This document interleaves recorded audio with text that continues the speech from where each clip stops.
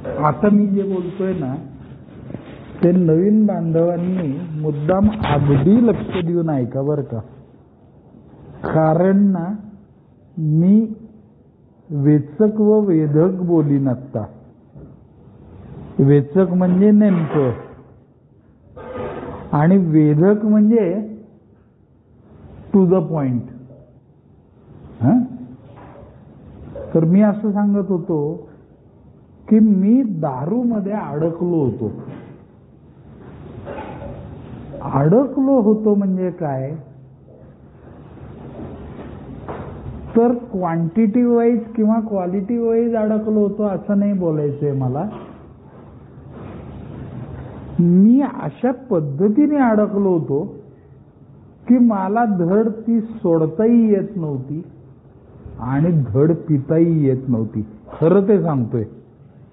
कारण मी ना मनापासून प्रयत्न करायचो दारू सोडायचे. कारण मी काय तुमच्यासारखंच आहे ना. मी आपण कोणी वेडे किंवा मूर्ख नक्की नाहीये. आपल्याला चांगलं काय किंवा वाईट काय हे आपल्यातल्या प्रत्येकाला कळतं. तुम्हाला सुद्धा तुमच्या मनाने अनेकदा सांगितलं असेल यापूर्वी की जे काय चाललंय ते बरं नाही चाललेलं. बरोबर ना मंदार. मग मी थांबायचो सुद्धा. कधी 3 दिवस, कधी 13 दिवस, कधी 30 दिवस. किती थांबायचो त्याला काही लिमिट नसायचं. परंतु काही दिवस थांबल्यानंतर मला दारू न पिण्याचा कंटाळा यायचा खरं सांगायचं तर. आणि मग ना मला कंटाळा आला की मी परत प्यायला जायचो. मग तेव्हा मला कळायचं नाही का की आता पिऊ नये. मागच्या वेळेला एवढा अडकलो होतो आपण. तर मी तेव्हा का प्यायला जायचो परत या विषयावरती मी बराच विचार केला.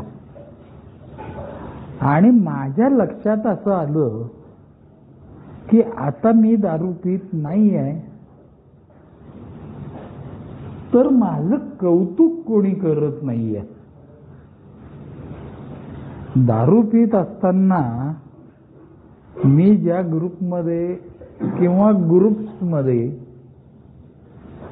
दारू प्यायचो तिथं 4 लोक माझ्या दारू पिण्याचं कौतुक करायचे. हा 3री क्वार्टर आहे भाऊ तुमची, पण कसला ताकद आहे तुमची, हालत नाही हा. की मला ना जरा हवा भरल्यासारखं व्हायचं आणि मग मी फुगायचो. म्हणजे दारू पिण्याबद्दल माझं कौतुक व्हायचं हा एक भाग होता माझा वारंवार त्या दारूच्या हॉटेलमध्ये जाण्याचा. मी बायकोला घाबरणारा प्राणी त्यामुळे मी घरात नाही दारू प्यायलो. म्हणजे त्यात माझं कर्तृत्व काही नाही. मी घरात नाही प्यायलो यात माझं कर्तृत्व काही नाही. ते बायकोचं कर्तृत्व. पण मग मी एकदा प्यायलो ना थोडीशी तोंडाला लागली की मग मी पितच राहायचो. मध्ये नव्हतो का 14 दिवस थांबलो. याचा अर्थ माझा माझ्यावर कंट्रोल आहे आणि मला कुठं थांबायचं ते कळतंय. असली डायलॉग बाजी सगळी असायची माझी. मग तरी मी अशी का प्यायचो तर मला छान म्हणणारे लोक जिथं असतात ना तिथं मी रमणारा माणूस आहे असं माझ्या जेव्हा मी विचार केला किंवा शोध घेतला तेव्हा माझ्या लक्षात आलं की मला छान गुडी गुडी म्हणणार जिथं मला छान म्हणतात तिथं मी रमतो. अजून काय मी परत का ओढला जायचो दारूकडे तर मला हे कळत नव्हतं की मी स्वतःलाच फसवायचो. आता वडिलांच्या तिजोरीतले पैसे चोरू नयेत हे काय मला कळत नव्हतं का? ऋषी कपूर ये इकडं बसायला, बस इकडं, तुला फॅन पाहिजे का? असं काय नाही ना, बस ये.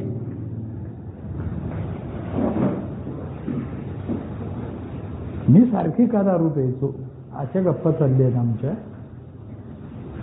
आत्ता एक पात्री प्रयोग चाललाय, मी एकटाच बोलतोय. नवीन बांधव आहेत ना म्हणून. तर एक तर मला छान दारू प्यायली, जास्त दारू प्यायली किंवा कोणाला तरी पाजली की 4 लोक मला छान म्हणायचे आणि मी फुगून जायचो. त्यामुळे मी सारखी दारू प्यायचो. दुसरं म्हणजे मी स्वतःला फसवत होतो आणि मग मी 14 दिवस नव्हतो का थांबलो, मध्ये नव्हतो का मी थांबलो, तुला काय कळायचंय. म्हणजे मला असं वाटायचं की माझ्यावर कंट्रोल आहे, मला कुठं थांबायचं ते कळतं. अरे तुझा कंट्रोल असता तर परत झकमारी करायला गेला नसता ना बेटे तू प्यायला. असं बोलणार कोणी मला नव्हतं, कारण मला घरच्यांनी असं सांगायचा प्रयत्न केला ना की मी त्यांच्या अंगावर जायचो. आणि त्यांच्यासाठी मी म्हणजे धरलं तर चावते, सोडलं तर पळते, अशी अवस्था त्यांची झाली होती माझ्या बाबतीत. कारण माझ्या तोंडाला कुत्रं बांधलेलं होतं. मी स्वतः कायम उद्विग्न अवस्थेत असायचो. मी माझ्यावर खुश कधीच नसायचो आणि त्यामुळे ना वसवस करायचो. आणि मीच माझ्या वागण्यामुळे माझ्या घरातलं वातावरण माझ्या नकळत खराब करायचो. तुझ्या घरी कोण कोण असतं रे? आई वडील, आजी आजोबा, बहीण असतात. तू त्यांच्यावर प्रेम करतो का रे मित्रा? करतो. तू करतो का रे? करतो की नाही? आपण सगळेच जण आपल्या घरच्यांच्यावर प्रेम करणारी माणसं असतो. मग तरी आपलं त्यांचं का पटायचं नाही? तर आपण नुसती दारू प्यायचो असं नाहीये. आपण स्वतःवर नाराज असायचो. आपण व्यसनाच्या काळामध्ये खरं सांगायचं तर 0 प्रगती करू शकलो. म्हणजे मी तरी आत्ता आपल्यातला कोण आहे का रे असा की जो दारूही पित होता कालपर्यंत आणि तरी त्याची प्रगती चालली होती, अफाट पैसे मिळवले, अफाट यश मिळवलं. असं कधी झालं का? तर तसं होत नाही. ते का होत नाही? तर व्यसनी माणूस सगळ्यात अगोदर काय करतो तर तो स्वतःवर प्रेम करणं विसरून जातो. का विसरून जातो? तर त्याला कायम असं वाटत असतं की I am not that bad. मी काही तेवढा वाईट नाहीये बरं का. त्याला असं का वाटत असतं रे मी तेवढा वाईट नाहीये? त्याचं कारण असं आहे की तो त्याच्यापेक्षा वाईट संगतीतल्या म्हणजे वाईट लोकांच्या संगतीत असतो. बघा, लॉजिकल बोलतोय का मी? कोणालाही काही मध्ये अडवून प्रश्न विचारायचा असेल किंवा 2 शब्द बोलायचे असतील तर दे आर मोस्ट वेलकम. तर मी असं बोलतोय की मला का असं वाटायचं मी चांगला आहे? तर मी माझ्यापेक्षा वाईट असलेल्या माणसांच्यातच जास्त मिक्सअप व्हायचो. त्यामुळे माझ्याकडे बघण्याचा दृष्टिकोन हा कायम I am good, I am doing good. म्हणजे फार कर्जाचा डोंगर झाला होता माझ्या डोक्यावर. तरी मला काय वाटायचं, कर्ज काय, कर्ज भारतालाही असतं. आता भारताला कर्ज असणं आणि मला कर्ज असणं याची कुठं काय कंपॅरिझन आहे का? कर्ज काय, अरे ज्याची पत आहे ना बाजारात त्यालाच कर्ज मिळतं असं मला वाटायचं. का असं वाटायचं? कारण असलं बोलणाऱ्यांच्यातच मी सारखा वावरायचो. माझ्या कानावर जे डायलॉग्स पडतात ना तसं माझं मन घडतं. मी घडणे हा शब्द वापरतोय बरं का, तयार होतं बनतं वगैरे असलं नाही. मी ज्या संगतीत असतो ना त्याप्रमाणे माझं मन घडण होत जाते माझ्या मनाची. आपल्यातला कोणी लहानपणी असा नव्हता आहे. साधं सिगरेट किंवा तंबाखू सुद्धा सुरुवातीला आपण लय चोरून खाल्ली किंवा चोरून सिगरेटी ओढल्या. मी तर सिगरेटी ओढायचो, पण घरापासून 5 किलोमीटर लांब जाऊन ओढायचो की कोणी बघायला नको बाबा. आणि घरी जाताना सुद्धा बडीशेपेचा तोबरा भरून जायचो, म्हणजे दुसऱ्या दिवशी टॉयलेटला गेल्यानंतर बंद झालेली असायची ती, इतकी बडीशेप खायचो मी. आणि कशासाठी तर एक सिगरेट ओढली म्हणून. म्हणजे त्या व्यसनाच्या नादाला लागल्यापासनं अगदी सुरुवातीपासनं मी माझ्या शरीरावर अत्याचार केलेत असं मला बोलून दाखवायचे. आणि तरी मला ती सिगरेट ओढण्यामध्ये फार ग्रेटनेस वाटायचा. मी रुबाबदारपणाने सिगरेट ओढतो, मी 3 सिगरेटी एकावर एक ओढल्या तरी काही होत नाही मला वगैरे असलं काही. म्हणजे I am not talking about alcohol only, मी माझ्या मानसिकतेबद्दल बोलतोय. आणि एकाच्या 3 सिगरेटी माझ्या कशा झाल्या, तर मी जास्त सिगरेटी ओढणाऱ्या मित्रांच्यात जात होतो. म्हणून मी जेव्हा दारू प्यायला लागलो तेव्हा खरं सांगायचं तर एका पेगने सुरू केलेला माणूस मी 6 क्वार्टर पर्यंत कसा पोचलो. मी थांबलो तेव्हा 6 क्वार्टर प्यायचो. आता नवीन माणसांना वाटेल हे लयच भांगारी, पण मी पहिल्या दिवशी 6 क्वार्टर पित नव्हतो मित्रांनो. ती हळूहळू हळूहळू हळूहळू वाढत गेली. जसजसा काळ जात राहिला तशी माझी दारूही वाढली, म्हणजे क्वांटिटी वाढली, क्वालिटी खाली आली. कारण मी जरा कुठं स्वस्तात भागतय का असं बघायला लागलो मी. आणि तिसरं महत्वाचं म्हणजे अधिक निर्लज्ज झालो. म्हणजे आज काका आलेले आहेत, आज नको दारू प्यायला असा एकेकाळी असलेला मी, त्याला काय झाले, माझं मी ड्रिंक्स घेतोय, मी काय कोणाच्या पैशाची दारू पितोय का, असे विचार माझे झाले. हे कशामुळे झाले रे, तर हे असंच सगळं बोलण्यामुळे जे लोक असं बोलायचे त्यांच्यात मी जायचो. मी कधी म्हटलं ना की नाही आज जरा मी नाही घेत, नुसताच गप्पा मारायला आलोय, का हो, नाही आज माझे काका आलेत, काकाचं काय दरवेळीच येणार, आपण आपलं बदलायचं नाही, असं बोलणाऱ्यांच्यात मी मिक्सअप झाल्यावर मला तेच वाटायला लागलं की आपलं आपण बदलायचं नाही. बरं, आणि काय शेवटपर्यंत माझ्या डोक्यामध्ये असं होतं की मी बेवडा आहे पण तेवढा नाही. म्हणजे दारूनी माझ्या बाबतीत काय केलं होतं, तुमच्या बाबतीत केलं की नाही तुमचं तुम्ही बघा. प्रत्यक्षात मला दारूनी काय केलं होतं, जिथं लाज वाटायला पाहिजे ना तिथं मोठेपणा वाटायला लागला होता.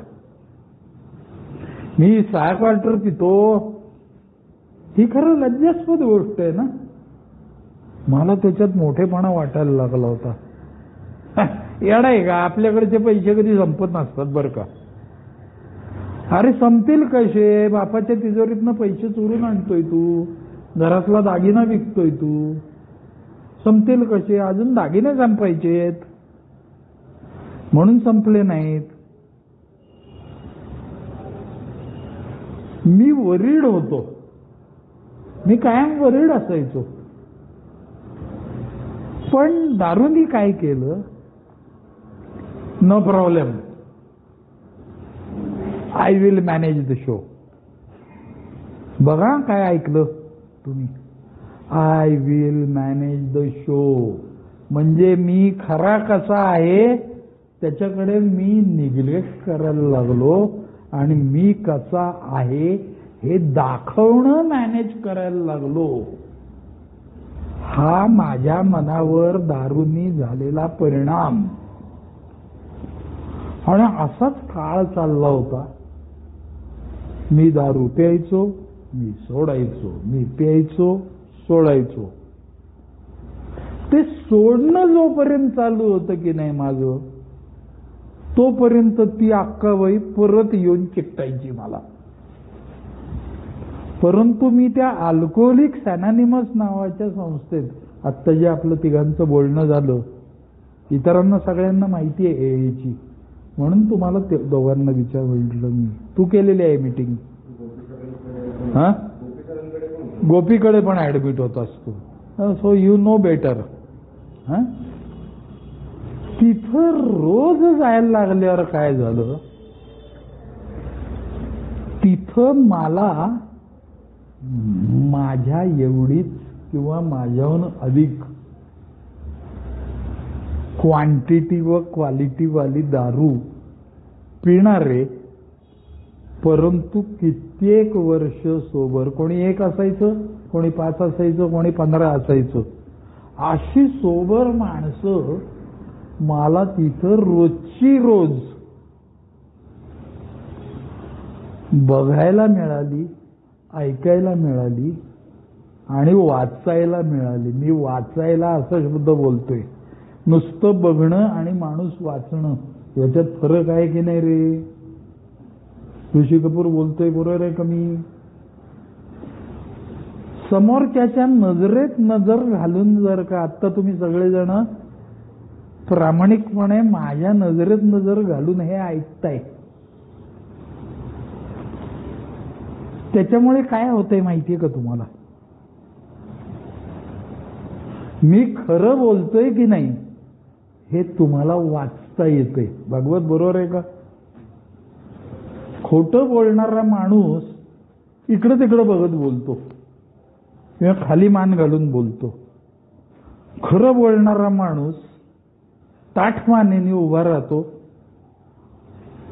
आणि सगळ्यांकडे डोळ्यात डोळे घालून बोलतो. बरोबर? त्याच्यानंतर खरं बोलणारा माणूस हा उगाचच कोणाला तरी गुंडाळायला जात नाही. तसे आपण लय बाराचे असतो. आपण कधी गुंडाळले कसे जाऊ? आपण आपलं आयुष्य गेलं दुसऱ्याला गुंडाळण्यात. घरच्यांना तर पार लपेटून टाकलं, आपण नाही लपेटलं. त्यामुळे आपल्याला कोण गुंडाळतंय याच्याकडे आपलं पहिलं लक्ष असतं. आपल्याला कोण चुत्या बनवतंय हे आधी कळतं विनायक.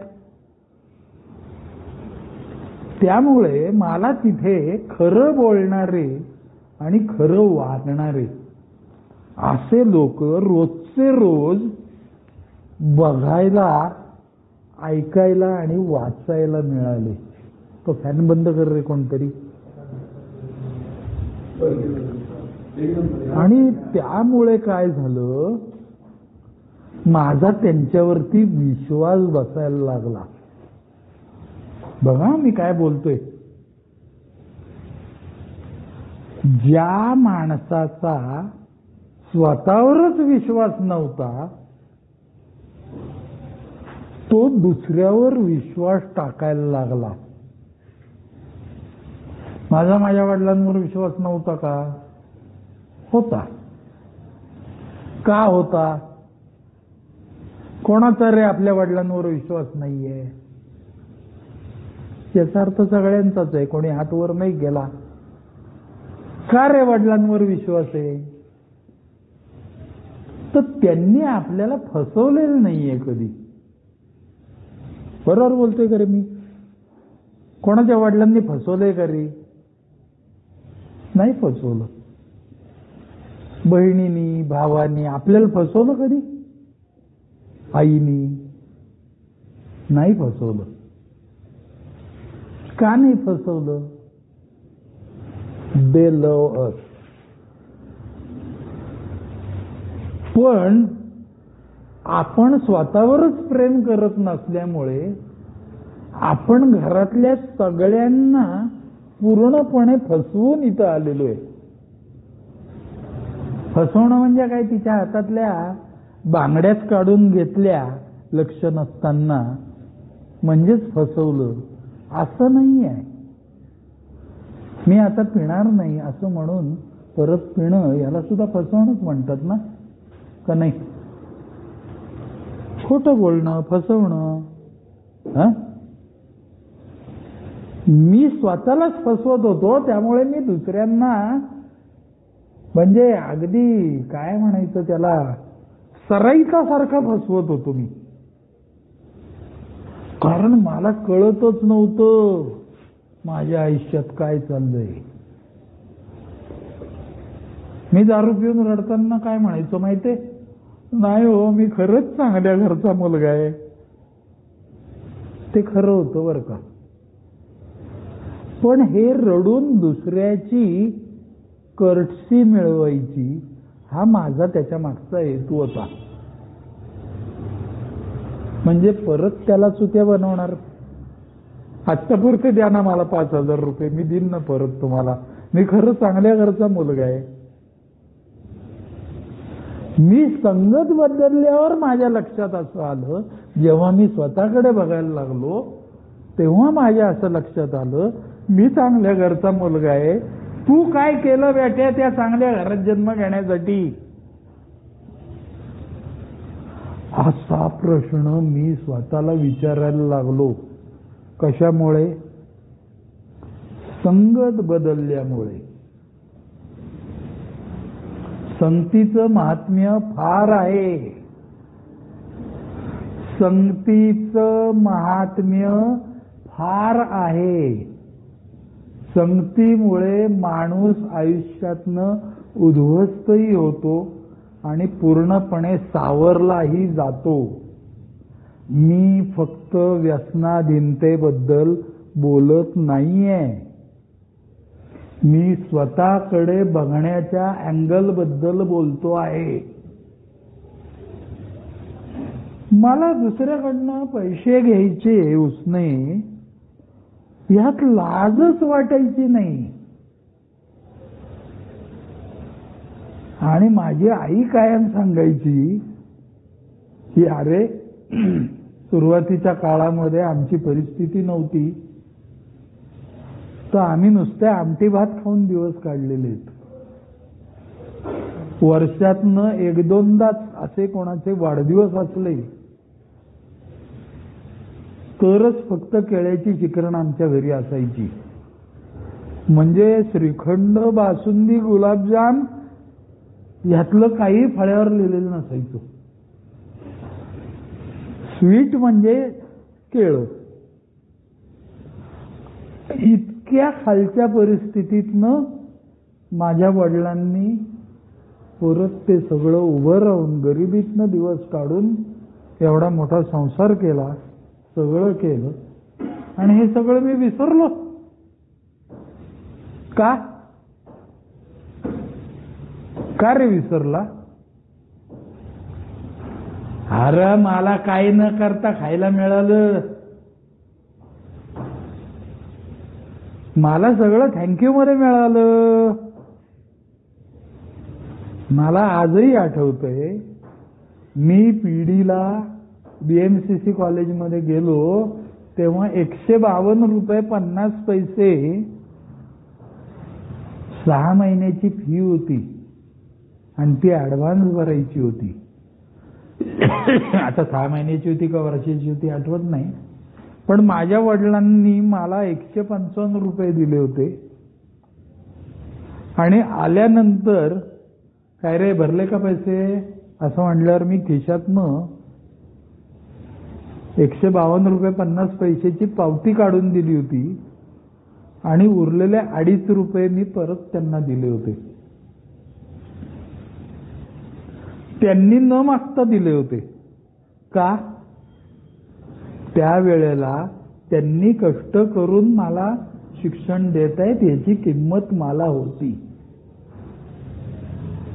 कळतंय का तुला? पुढे काय झालं?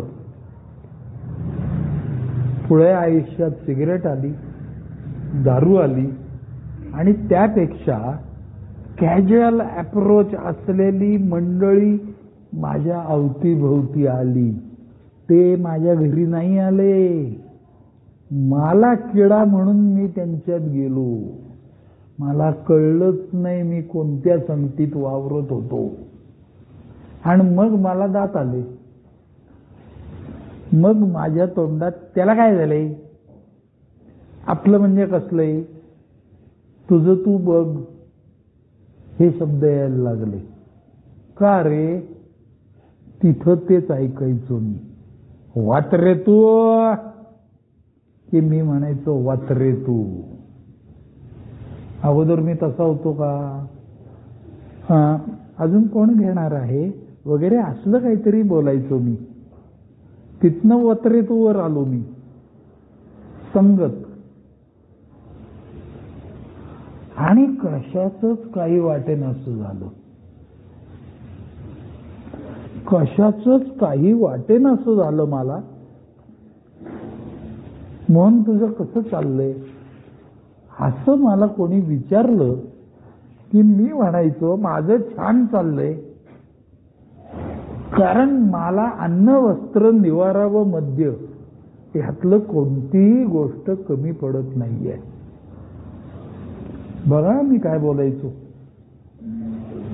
म्हणजे मला हे कळलंच नाही की अन्न वस्त्र निवारा ह्या जशा आपल्यासाठी अत्यावश्यक गोष्टी आहेत तसं मद्य हॅज बिकम अत्यावश्यक फॉर मी. आणि त्यात लाज वाटायला पाहिजे ती लाजच काढून घेतली दारूनी माझी. हा तो आजार आहे मित्रांनो. ही ती डिसऑर्डर आहे. माझी मानसिक अवस्था बदलत जाते आणि पुढे कशाचंच काही वाटेन असं झालं. म्हणजे मी ती बरमुडा घालून सुद्धा दारू प्यायला जायचो. टी शर्टवर पण दारू प्यायला जायचो. चायला खरं रतिबाची सोय पाहिजे होती बुवा दारूची असं मला वाटायला लागलो होतो. काय म्हणजे चाललंय आयुष्यात हेच कळत नव्हतं. परंतु त्या ए मध्ये मी गेलो आणि तिथे मला ॲज आय टोल्ड यू खरं बोलणारे, खरं वागणारे आणि नजरेत नजर घालून बोलणारे खरे लोक भेटले. माझा त्यांच्यावर विश्वास बसायला लागला. आणि ते काय बोलत होते तर आम्ही कसे होतो, आम्ही काय केले व आम्ही आता कसे आहोत. तर आम्ही कसे होतो ते दारू प्यायचे ज्यातनं मला आयडेंटिफिकेशन मिळत होतं. अरे हे माझ्यासारखेच होते बरं का. त्याच्यानंतर ते बोलायचे की आम्ही काय केले. तर आम्ही काय केलेचा बेस जो होता की नाही तो आम्ही एची मीटिंग करत राहिलो हा होता. आणि every now and then everybody was trying to express themselves की त्या मीटिंग मध्ये गेल्यामुळे माझ्या व्यक्तिमत्वात काय बदल झाला. मी हळूहळू खोटं बोलेन असा झालो. मी पैसे मिळवत नाही याची मला लाज वाटायला लागली. कारण शेवटी ना मला ती किर्लोस्करची पेन्शन चालू होती त्यामुळे खरं सांगतो तुला विनायक माझं घर चाललं होतं. अदरवाईज माझं इन्कम शून्यवर आलो होतो. कारण मी सकाळी जायचो 11 वाजता, 3 क्वार्टर प्यायचो, घरी यायचो. परत 6:45ला जायचो, कधी एकदा तो बार उघडतोय बघायचो, परत 3 क्वार्टर प्यायचो, परत यायचो की परत सकाळी उठून चालला आपला. म्हणजे मोहन बाहेर गेलाय, मोहन गेलाय म्हणजे प्यायला गेलाय. मोहन आत्ताच आलाय म्हणजे टाईटून घरी आलाय.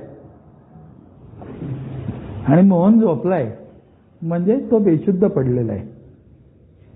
आणि दारूने आपली झोप कधीच काढून घेतली ना. दारूनी असो, गांजानी असो, कुठल्याही ॲडिक्शनने असो, शांत चित्ताने कुठे झोपलो आपण? किती तुम्ही झोपलात कधी? नाही. अरे दारूनी, व्यसनानी आपण स्वतःलाच फसवत राहिल्यामुळे आपलं शांत चित्ताने जगणं हे नाहीसं झालं होतं. पण त्या संगतीत गेल्यावर ते लोक शांत चित्ताने जगतायत हे मला डोळ्यांनी वाचता यायला लागलं. कोणतरी सांगायचं, मी इथं आलो संस्थेमध्ये तेव्हा माझं वजन 32 किलो झालं होतं म्हणला, दारू पिऊन पिऊन. आणि आज म्हणला माझं 62 किलो आहे. म्हणजे आता मला वजन कमी करण्यासाठी जायला लागतंय, चालायला. म्हणजे सगळंच बदललं रे त्याचं आयुष्य. मी पैसे कमवत नव्हतो याची मला लाजच वाटत नव्हती मी दारू पित असताना. कारण पैसे न कमवणाऱ्यांच्यातच मी जायचो. पण त्या ए मध्ये गेल्यावर मात्र स्वतः प्रामाणिकपणे कष्ट करून 4 पैसे मिळवून घरातल्या सगळ्या जबाबदाऱ्या पार पाडणारे लोक तिथं बोलताना मला ऐकायला मिळाले. अदरवाईज तिच्या आईला काम तो गधे करते असलं बोलायचो राव मी. कारण मी काम न करणाऱ्यांच्यात मिक्सअप होत होतो.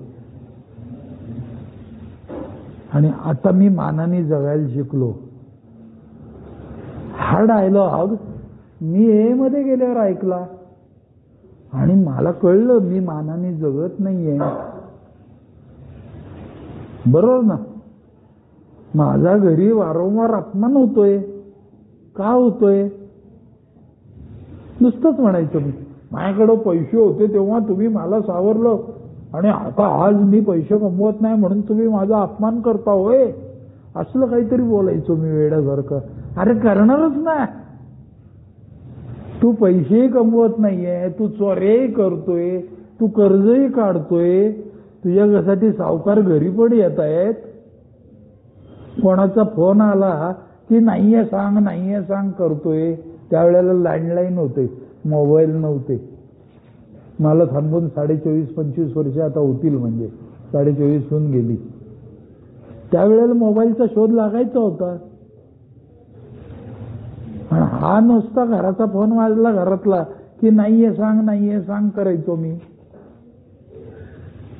आणि बायको म्हणायची, अहो माझ्या भाऊजाईचा फोन आहे, तुम्ही काय नाहीये सांग. तुम्हाला येतोय कोण फोनाचा? फक्त बारवाल्यांचाच येतो. इतकं वाईट चाललं होतं माझं. आणि ह्या सगळ्याचं आयडेंटिफिकेशन मला त्या ए मध्ये गेल्यावर मिळायला लागलं. तिथं गेल्यावर सगळ्यात अगोदर काय झालं, तिथं जाऊन सुद्धा मी जरा जास्तच गेंड्याच्या कातडीचा होतो. जास्त म्हणजे जास्त जाड. त्यामुळे तिथं जाऊन सुद्धा मी उठाबशा काढत होतो, तुला सांगतो मी. आणि मग मला लाज वाटायची तिथं जायची. पण तिथले इतके चांगले मित्र मला भेटले होते की ते म्हणायचे, अरे ठीक आहे, प्यायलाच म्हणून काय झालं, आम्ही असेच होतो ना. हो का? पण मला लाज वाटते रे. ते म्हणले, अरे ही लाज वाटते ना, ती लाज वाटते तोपर्यंतच तू थांबशील. तुला लाज वाटतेय तोपर्यंतच तू थांबशील. आणि ते खरं ठरलं. कारण मी प्यायलेला असलो की मागच्या बाकावर बसायचो. माझ्या नाकातनं शेंबूड गळायचा. मी हमसून हमसून रडायचो. माझा शर्ट एका बाजूनी बाहेर आलेला असायचा, चप्पल तुटलेली असायची, स्कूटर हरवलेली असायची. म्हणजे काहीतरी वर्णन करायचंय म्हणून नाही करते मी, पण जरा 4 दिवस नाही लावली ना की ती स्कूटर सापडलेली असायची, त्याच्यात पेट्रोल भरलेलं असायचं, बायकोकडनं पैसे घेऊनच. पण सांगायचं काय, मला जरा 4 दिवस नाही दारू प्यायलं की माझं वाईट चालणं बंद व्हायचं, म्हणजेच ठीक चालायचं. आणि मला मात्र चांगलं चालायला पाहिजे होतं माझं. कारण का चांगलं चालायला पाहिजे होतं माझं, तर त्यांचं चांगलं चाललंय, त्यांच्या संगतीमध्ये मी वावरत होतो. आणि मग दारू थांबली माझी. आणि नंतर आज तुम्हाला सांगतो, 24-25 वर्ष होत आली मला थांबून. आज म्हणजे मी ऑथेंटिकली सांगू शकतो तुम्हाला की या 25 वर्षामध्ये असा एकही प्रॉब्लेम नाही आहे माझ्या जीवनात की ज्याचं उत्तर मला संदीप तिथं मिळालं नाही. कसलाही प्रॉब्लेम असू दे तुमच्या आयुष्यातला, त्याचं उत्तर त्या वर्गात मिळतं. ही काय जादू आहे तिथं? तर ती जादू अशी आहे की दारूमध्ये अडकल्यानंतर बाहेर पडण्यासाठीची युक्ती जशी मला तिथंच ऐकून ऐकून ऐकून ऐकून वापरायला मिळाली आणि यश मिळालं, तसं दारू थांबल्यानंतर आपल्यासारख्याच्या जीवनात घडणारे सगळेच प्रसंग, सगळेचला अंडरलाईन, हे स्थळ काळ प्रत वगळता कॉमन असतात. दारू थांबल्यानंतर सुद्धा जीवनात येणाऱ्या अडचणी ह्या स्थळ काळ प्रत वगळता कॉमन असतात भागवत. आणि माझ्यासारखा तिथं जात राहिला की आपण मेंटली प्रिपेअर्ड राहतो. आता आपल्या जीवनात काय घडणार आहे ह्याचा जरी आपल्याला अंदाज आला नाही, याचा जरी अंदाज आला नाही, तरी काहीही घडलं तरी we are prepared to face the situation. कळतंय का? कसलाही अटॅक होऊ दे आपल्यावर, आपण वाघ बनतो. आणि तो कागदी वाघ नसतो. दुसऱ्याला दाखवून चेहरा दिसतोय तसा नसतो. आपण स्ट्रॉंग होतो. हे असं झालं, त्याच्या बाबतीत तसंच झालं होतं, तेव्हा त्याने काय केलं होतं ऐकलंय मी, तेच करायचं. So our life becomes predictable. म्हणजे आता आपलं आयुष्य पुढे कसं घडत जाणार आहे, प्रसंग काही येऊ देत, कसं घडायचंय आता आपलं आयुष्य, हे आपलं मेंटली प्रिपेअर्ड राहतो आणि तसं घडत जातं. कसलाही वाईट प्रसंग येऊ दे. म्हणजे माणसं नुसते दारू पित नाहीत असं नाही, समर्थपणे आयुष्याला तोंड देता येतं. माझा प्रॉब्लेम असा होता की माझी बायको माझ्याशी कधीच नीट वागायची नाही, बोलायची नाही. माझी दारू थांबली तरी सुद्धा. बरं, तोपर्यंत आहे ना माझी दारू थांबली होती आणि मी त्यांच्यातलाच एक झालो होतो. म्हणजे गुलमिल के राहायला लागलो होतो. म्हणजेच काठाकाठाने पोहत नव्हतो. मी त्या कळपात एक झालो होतो. मी सुरुवातीच्या काळात ज्या उठाबशा काढत होतो ना, तेव्हा माझ्या डोक्यामध्ये आय एम डिफरंट असं काहीतरी होतं माझ्या डोक्यात. पण एकदा त्यांच्यात रमल्यावर माझ्या लक्षात आलं की जो रमला ना तो थांबला. आणि दारू पिण्याची जशी नशा असते ना ऋषी कपूर, तशी न पिण्याची नशा असते एक प्रकारची, की जी त्या ए मध्ये गेल्यानंतर ती झिंग चढायला लागते आणि ती अधिक चांगली असते. खरंच चांगली असते. आपल्याला हेल्दी लाईफ जगायला मिळतं. हेल्दी म्हणजे फक्त तब्येतीने लाडू झाला म्हणून हेल्दी असं नाही. मेंटल हेल्थ सुधारते तुमची. रात्रीची शांत झोप लागायला लागते, खोटं बोलणं बंद होतं, एकूणच सगळंच चांगलं व्हायला लागतं, चांगलं वाटायला लागतं, पैसे मिळवायला लागतो, पैसे खर्च होणं बंद होतं, पैसे व्हायला लागतो माणूस. मग कुठं रिकरिंग लाव, कुठं हे कर, कुठं ते कर, कुठं सोनं घे, असले धंदे चालू होतात. कर्ज काढणे बंद होतं, पीस ऑफ माइंड मिळतो. आणि म्हणून त्याला मी हेल्दी लाईफ जगायला लागलो असं मी म्हणतो.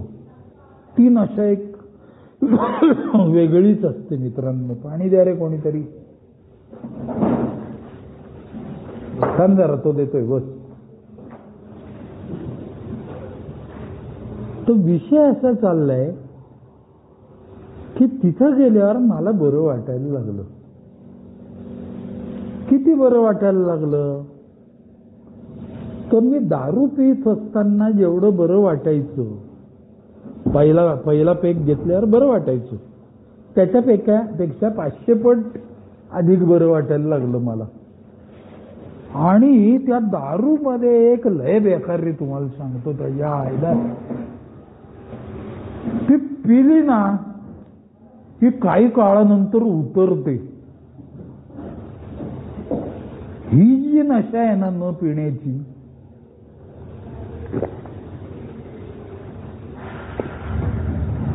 न प्यायल्यामुळे बरं वाटण्याच्या नशेबद्दल बोलतोय मी.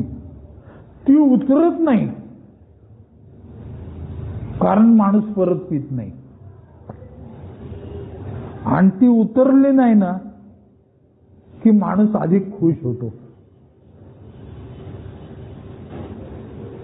मी पहिल्या दिवशी दारू न प्यायलो ना, 25 जानेवारी 99, हा तो दिवस, तो पहिला दिवस माझा सोबरायटीचा. त्या दिवशी मी जेवढा खुश होतो ना, त्याच्या 24.5 गुणिले 365 इतके पट मी आज खुश आहे. युनिट ऑफ मेजरमेंट नाहीच ना रे त्याला. किती किलो खुश झाला रे तू, किती लिटर खुश झाला रे तू, किती किलोमीटर खुश झाला रे तू. युनिट ऑफ मेजरमेंट नाही ना रे खुशीला. आज मी खुश आहे, आज मी आनंदी आहे, आज मी जबाबदाऱ्या पार पाडतोय आणि खरंच माझं छान चाललंय. मग चाललंय तुझं छान तर जा ना बेट्या घरी. तसं नाहीये ते. माझं छान चालण्यामागची खरी किल्ली अशी आहे की माझं जे छान चाललेलं आहे, ज्याच्यामुळे छान चाललेलं आहे, कोणत्या बाबतीत छान चाललेलं आहे, कोणत्या बाबतीत माझं वाईट चाललं होतं, हे जोपर्यंत मी दुसऱ्यांना सांगतोय तोपर्यंतच ते टिकतं असा माझा अनुभव आहे. म्हणून मी इथं मंगळवारचा तुम्हाला सांगायला येतो. मी दरवेळेला म्हणतो बघा, तुमच्यासाठी पुढचं तुमचं सुंदर आयुष्य वाट बघतंय. सुंदर म्हणजे काय रे? तर वाईट नाही ते सुंदर. पहिली गोष्ट. वाईट म्हणजे काय रे? वाईट म्हणजे न आवडणारे. आपल्यातलं कोणी आनंदाने दारू नाही प्यायला. जेव्हा जेव्हा दारू प्यायलो तेव्हा तेव्हा आपल्याला दुःख झालेलं आहे. कोण सहमत नाही आहे गोष्टीशी. दुःखच झालंय दरवेळेला दारू पिऊन. तरी मी आपला तिथं जायचो जखमारी करायला. तर आता जात नाही आम्ही. विनायक, तुला किती दिवस झाले रे? 3 महिने 19 दिवस. हा, 3 महिने 19 दिवस. बघा, आहे का? 3 महिने म्हणजे 90 दिवस. म्हणजे लेखा तुझा आज कितवा दिवस आहे माहिती का? 109वा दिवस आहे. मग तुझा रे 105. बघा, हे दोघं मागं पुढे आहेत. शेवटचं म्हणून काही नव्हतं तर मी जातो. हा, जावंच लागतं. That is what addiction is. पण आता तू संगत बदलली. तू आता याच्या मीटिंग करतो. तू इथल्या फॉलोअपला न चुकता येतो. इथं काय येतो रे तू? तर इथं न पिणारे लोक भेटतात. अजून काय दिसतं रे तुला इथं? चांगले विचार मिळतात. अजून काय दिसतं रे तुला? ए मध्ये आल्यावर सुद्धा तुझ्या नंतर आलेले लोक दिसतात. मग तू जरा सिनियर आहेस अशी भावना येते की नाही तुझ्या मनात? मंदार येते की नाही तुझ्या मनात? नाही, तो अजून लहान आहे, त्याला 2च महिने झालेत. मंदार म्हणतो मला 3 महिने आणि 5 दिवस झालेत. म्हणजे गेला पुढं तो. म्हणजे मी खुश होतो. माझ्यापेक्षा दुःखी माणसं मी बघितली ना की ते दुःख आज माझ्या वाट्याला नाही हे बघून मी कुठंतरी सुखावला जातो. त्याचप्रमाणे माझ्या पुढे चालणारा 5 वर्ष झालेला माणूस बघितला ना की मला पण तिथे पोचायचंय रे असं माझ्या मनात ईर्ष्या निर्माण होते. आणि ते होणारच मला 5 वर्ष असं 109 दिवस झालेल्या माणसाला कळायला लागतं. आणि आता तो पीत नसल्यामुळे स्थिर मनाने विचार करतो. त्याच्या लक्षात येतं मला होतील 5 वर्ष, पण वन डे ऍट अ टाइमच्याच हिशेबाने होतील. ते काय कॅलेंडरचं पान फाडलं गरकन 5 वर्ष झाली असं नाहीये ना. पुढच्या 5 वर्षाची कॅलेंडर छापायचे आहेत अजून.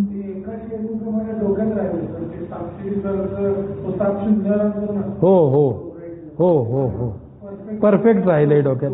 मग हेच तर बोललं जातं तिथं. हा सोबरायटीचा खेळ कसा आहे माहितीये का? सापशिडीतले असेल. त्या सापशिडीमध्ये शिड्या नाहीत, फक्त साप आहेत. कुठल्या सापाच्या तोंडात सापडलो आपण की डायरेक्ट शून्यावर येतो आपण. त्यामुळे सापाच्या तोंडात फक्त सापडायचं नाही, म्हणजे सावध राहायचं. म्हणजे सावध असलेल्या माणसांच्यात मिक्सअप व्हायचं असं मी बोलतोय. आणि मग पुढचं जीवन खरंच चांगलं आहे. तो मिहीर ना रे, त्याला सुद्धा असेच किती दिवस झाले रे? तुझ्यासारखेच झाले. तुझ्या अगोदर आहे. काल तो अमित पटवर्धन भेटला होता. त्याला तर किती दिवस झाले म्हणला तो? 5 महिने काही 6 महिने झाले म्हणला काहीतरी. हो हो हो. कशामुळे झाले? घरात बसून होत नाहीत या गोष्टी. जसं दारू पिण्यासाठी आपल्याला रोज काहीतरी करायला लागतं, तसं दारू न पिण्यासाठी आपल्याला रोज काहीतरी करावं लागतच. नक्की काहीतरी करायला लागतं. पण आता मी पितोय का? आला काट्यावर. आता मी पितोय का हा विचार ज्याच्या मनात येतो सुरुवातीच्या काळात, तो काट्यावर आलेला असतो. हे स्वतःच स्वतः ओळखून घ्यायचं. अशी कोणती गोष्ट आहे रे तुझ्या आयुष्यात की जी घडली असता तू दारू प्यायला नसता? बोला. मी प्रश्न असा विचारला तुम्हाला प्रत्येकाला, अशी कोणती गोष्ट आहे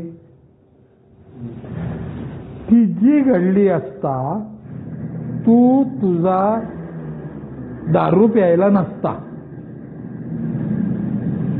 कोणतीच नाही ना. अरे दुनिया पेटली तरी चालेल, आपण पिणार म्हणजे पिणार. बरोबर बोलतोय का भागवत? मग तसं तितक्या सातत्याने जर का मी दारू न पिण्यासाठी ज्या गोष्टी करायला पाहिजेत त्या केल्या तर आणि तरच माझं सर्वायवल असतं. अदरवाईज पहिला गल्लास खेळ खल्लास.